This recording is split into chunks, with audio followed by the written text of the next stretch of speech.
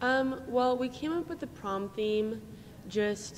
We all talked about it, and Bernadette Chin, who's the president of Junior Stuco, thought that it would be really cool to do a Willy Wonka theme, so we could have candy decorations and golden tickets, and then the rest of it kind of came from there with the Night of Pure Imagination. Well, that morning we went and what we done was we ordered a set of decorations from an online thing, and we had built 3 arches in the basement of Capon, and one was 8 feet tall, and we had to get it out of the double doors of the school, and that was really hard.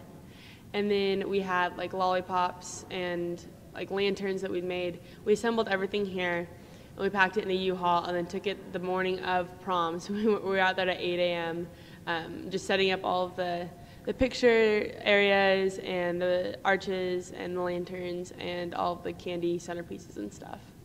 Well, we'd heard feedback from seniors that they didn't want prom to be at Exploration Place again because they said that they'd just gotten really bored with it and that it wasn't very much fun having it there. So we looked for other venues around Wichita, and it actually took us several months to figure out where we wanted to have it because we can't have it at a hotel or any like venues that might break school policy. So we searched around and we found the boathouse, and we thought it'd be really cool because it had the balcony and it looked over the river. So we decided to have it there, and we asked Mr. Bloomer, and he approved. So our prom weekend was originally going to be April 27th, but since we wanted the boathouse instead of Exploration Place, we had to move it up to the 20th because the boathouse is booked on the 27th. And so when we moved it up to the 20th, so we could get the boathouse, that was also the week that Derby had their prom, and Derby had booked All-Star for their prom or their after prom. So we couldn't get All-Star. And then when we thought about doing it at the Alley, the Parents Club said they didn't want it at the Alley because the graduation party for the seniors was going to be like a month later there. So we kind of threw some ideas out when we worked with the Parents Club and went to several of their meetings. And they finally just said that if we wanted, they could throw a carnival here at Capon. And I thought it was good. I thought it was a unique idea. I think there's definitely some ways it could be improved.